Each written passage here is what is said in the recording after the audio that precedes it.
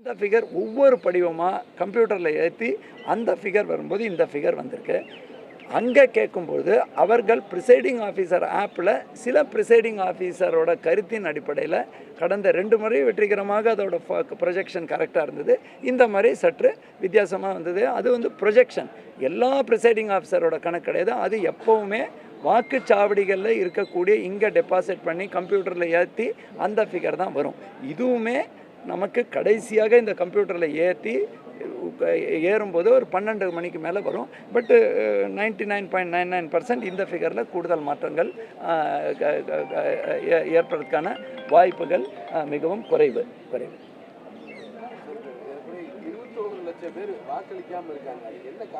இல்லை, இது ஏற்கனவே நாங்கள் அதற்கான முழு அனாலிசிஸ் பண்ணியிருக்கோங்க. இதற்கு ரொம்பவே டீட்டெயில்டு அனாலிசிஸ் பண்ணி ஏன் சென்னையில் வாக்களிக்கிறது இல்லைன்னா சிலர் பேர் ஏதாவது ஒரு சீராரை மட்டும் குறை சொல்லிடுறாங்க. அந்த மாதிரி கிடையாது. ஜென்ரலாக என்ன ஆகுதுன்னாக்கா ஒவ்வொரு பகுதியிலையும் குறிப்பாக ஜட்காபுரம்னு பார்த்தீங்கன்னா 71 விழுக்காடு வருது. அதே பக்கம் எலிஃபென்ட் கேட் பகுதியில் பார்த்தீங்கன்னா 40 விழுக்காடு வருது.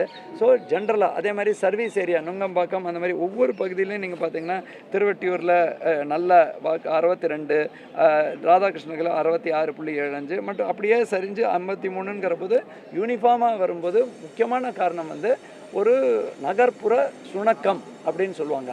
நகர்ப்புறத்தில் நம்ம வாக்களித்தா என்ன வித்தியாசம் வரப்போகிறது, அதுதான் மற்றவங்க வாக்களிக்கிறாங்களே. ஸோ இதற்கு 47 வகையான நாங்கள் முயற்சி செய்தோம். நீங்கள் நினச்சி பாருங்கள், அந்த முயற்சி செய்திருக்காட்டா இந்த வாக்கும் வந்திருக்காது. நிறைய பேர் கேட்குறாங்க, இவ்வளோ முயற்சி செஞ்சீங்க வரலையான்னு.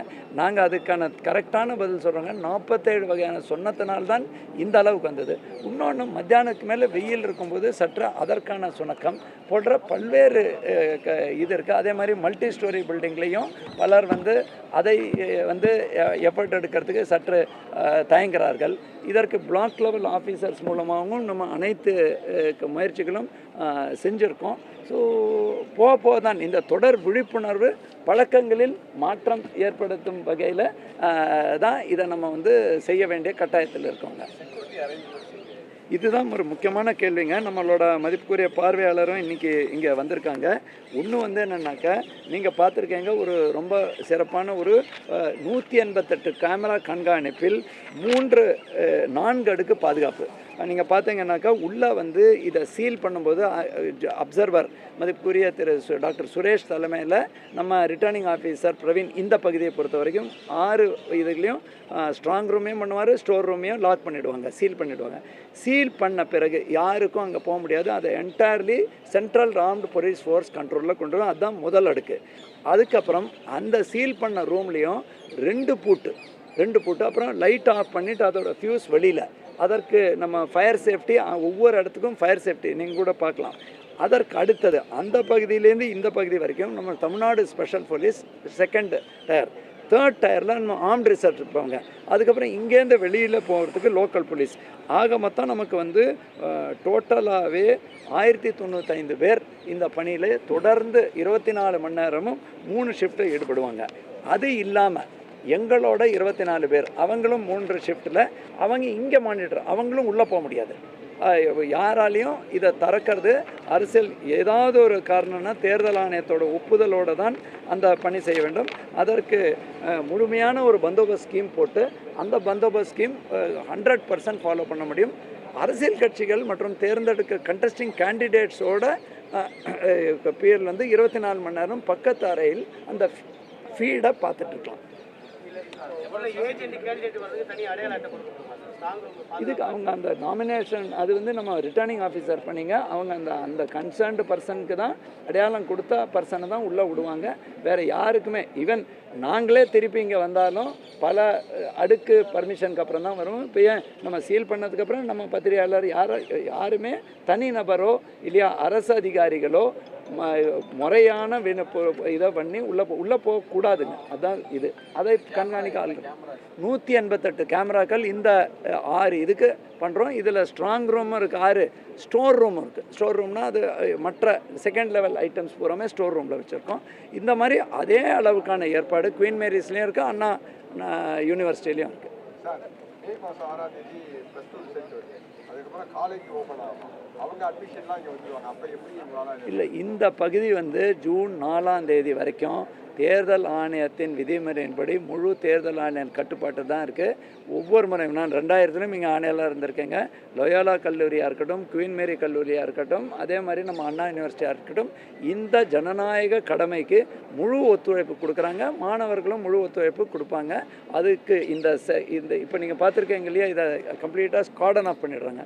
கார்டன் ஆஃப்டாகவே இருக்கும். அதில் யாராலையும் உள்ளே வர முடியாது. எங்களாலேயுமே இந்த மாதிரி இன்றைக்கி இந்த பூட்டினதுக்கப்புறம் அப்படியெல்லாம் பர்மிஷன் இல்லாமல் உள்ள வர முடியாது. 3 நாடாளுமன்ற எந்த சட்டமன்ற தொகுதியில் வாக்குப்பதிவு அதிகமாக இருக்குது, குறைவு?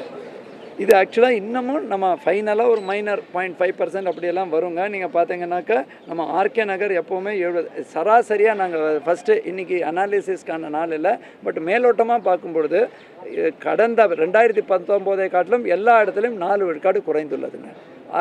வட சென்னையில் 64 இருந்தது 60 மாதிரி இருக்குது. தென் சென்னை மற்றும் மத்திய சென்னையில் 58 இருக்குது, 54 மாதிரி இருக்குது. அதில் பார்க்கும்பொழுதும் ராதாகிருஷ்ண நகர் 70 இருக்குது, 66.75 அதுதான் மேக்சிமாக நமக்கு ஓட்டு வந்திருக்கு. அதே மாதிரி மிகவும் குறைவானது வந்து 1000 லைட்டில் 52.4 விழுக்காடு. ஸோ இதோடக்கான இறுதி ஃபிகர் 12-1 மணி அளவுக்கு இதை கம்ப்ளீட்டாக பூட்டின பிறகு நாங்கள் மறுபடியும் அதிகாரப்பூர்வமாக வெளியிடுவோம். நம்மளோட என்கோர் ஆப்னு இருக்கும், அதில் நம்ம எலெக்ஷன் கமிஷனோட ஆப்லேயும் இந்த ஃபிகர்ஸ் ரிஃப்ளெக்ட் ஆகுதுங்க. அந்த ஸ்ட்ராங் ரூமில் வந்து இவிஎம் தாண்டி விவிபேட் எல்லாம் கண்ட்ரோல் யூனிட் எல்லாமே பாதுகாப்பாக ஒரே இடத்துல எல்லாமேங்க. அதுக்குன்னு கோர் ஐட்டம்ஸ் இருக்குது. ஸ்ட்ராங் ரூமில் கண்ட்ரோல் யூனிட் தான் மோஸ்ட் இம்பார்ட்டண்ட்டுங்க. 3 பேலட் பாக்ஸுகளும் விவிபேட்டும், அதுக்கப்புறம் அதற்கு கனெக்ட் எங்கேயாவது ஒரு இடத்துல ஏதாவது மாற்றி இருந்தாங்கனாக்கா அதையும் சைடில் வச்சுருப்போம். அதுக்கு ஒவ்வொரு பூத்து வாரியாக பாக்ஸ் இருக்கும். அது இல்லாமல் நம்ம செக்ஷன் வாரியாக செக்டார் வாரியாக இதர பொருட்கள் அது ஸ்டோர் ரூமில் இருக்கும். இது ரெண்டுமே நம்ம திறக்கக்கூடாது. பேருமா ஸ்ட்ராங் ரூம், ஸ்டோர் ரூம். அதுக்கப்புறம் பயனேப்படுத்தாத நம்ம இதுக்கு பயனேப்படுத்தாதது வந்து சிந்தாதிரிப்பேட்டில் அனைத்து தொகுதியிலேருந்தும் அதுவும் அனைத்துமே துப்பாக்கி ஏந்திய காவல்துறை பாதுகாப்பு கட்டுப்பாட்டில் தான் இருக்கும்.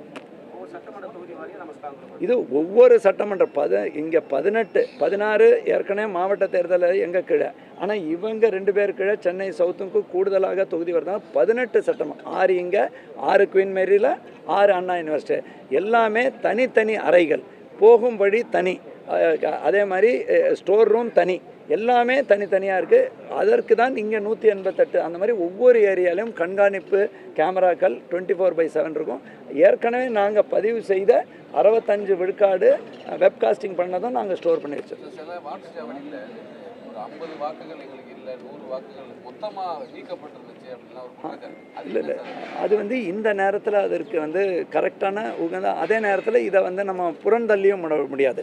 ஸோ அதனால் நான் வந்து சொல்கிறது என்னென்னா, வாக்காளர்களுக்கு எங்களோட அன்பான வேண்டுகோள் என்னென்னா, 2019 தேர்தலுக்கு அப்புறம் 5 முறை ஒன்று வந்து கண்டினியூஸாக நான் இன்றைக்கி கூட என்னோடய பேர் 6, 7, 8ங்கிற படியத்தில் சேர்க்கலாம், நீக்கலாம், இல்லையா இடத்தை மாற்றுவதற்கு கொடுக்கலாம். ஸோ அது ஒன்று நடக்கும். அப்புறம் மதர் ரோல் பப்ளிஷ் ஆகும். அதுக்கப்புறம் சம்மரி ரிவிஷன் ஆண்டுதோறும் நடக்கும். அதுக்கப்புறம் 2021 அப்புறம் 7 முறை, ஏன் ஏப்ரல் வரைக்கும் சான்ஸ் இருந்தது, மார்ச் 27ஆம் தேதி வரைக்கும் நம்ம சேர்க்கறது நீக்கிறதுக்கு.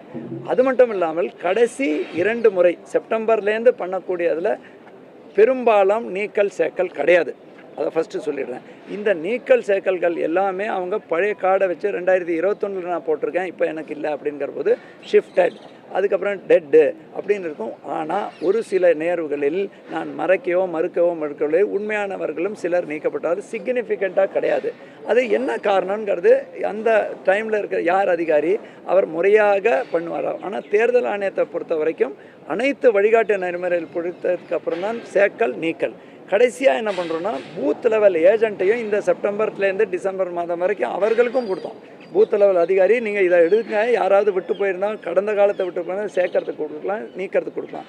அந்த நேரத்தில் எல்லாருமே அந்த இதை தவறிவிட்டார்கள்ங்கிறது தான் காரணம்.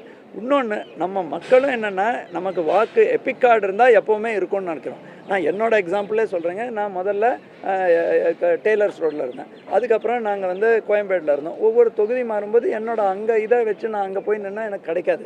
அவங்க வந்து செக் பண்ணி வீட்டில் இவர் ஆள் இல்லை, வேறு யாரோ இருக்கார், அதனால் அதை டிலீட், ராதாகிருஷ்ணன் பொன்னையா இருக்காருன்னு டிலீட் பண்ணிவிடுவாங்க. அதுக்கு எல்லாமே ப்ரொசீஜர் படி கடந்த 2 முறை செப்டம்பர் ஜான்வரியில் வெளியிட்டது. அதுக்கப்புறம் கடைசியாக இறுதி செய்யும்போது எதுவுமே சுவோ மோட்டோ டெலிஷன் நாங்களாக பண்ணவில்லை. தமிழகத்தில் வாக்கு சதவீதம் சரிவு குறித்து சென்னை மாவட்ட தேர்தல் அதிகாரி ராதாகிருஷ்ணன் செய்தியாளர்களை சந்தித்தார். அந்த காட்சிகளை பார்த்தோம். உடனுக்குடன் செய்திகளை தெரிந்து கொள்ள சன் நியூஸ் பெல் ஐகானை கிளிக் பண்ணுங்க.